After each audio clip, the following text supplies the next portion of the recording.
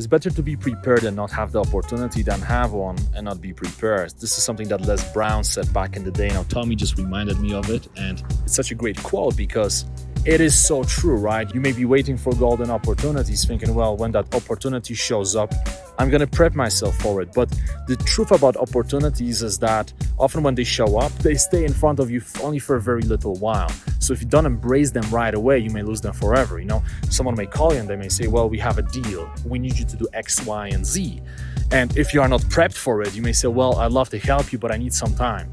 And in the meantime, they find someone else. So I had those situations in my life as well where, for example, somebody would tell me, hey, we need you to host our event. And the event would be, let's say, a week from now. Now, if I wasn't prepped for it, if I wanted more time, I would have missed that golden opportunity. This is something that happens to a lot of people. So you always have to stay prepped. And the best way to feel prepped is to actually practice and to always be ready. Whatever your craft is, you got to make sure that you create a habit of it, right? Every single day you get better and better and better. Because, for example, when you look at UFC fighters, a lot of people think it's so much fun to fight.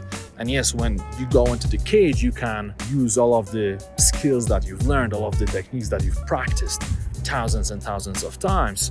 But what people don't realize is that the training itself is extremely taxing, right? Training camps. I have some friends who are fighters, and I know that training camps can destroy you mentally and physically, right? They're really, really tough. So people often focus on the glory of winning in a cage fight, winning the UFC world title.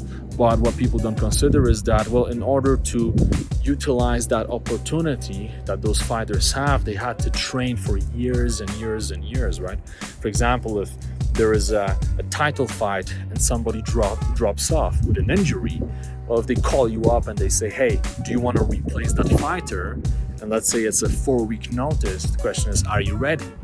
Will you be able to say yes? Well, if you are not ready, then of course, there's not much you can do. So it's better to stay ready. So big shout out to good old Les Brown, who is a tremendous speaker. Once again, it's better to be prepared and not have the opportunity than have one and not be prepared.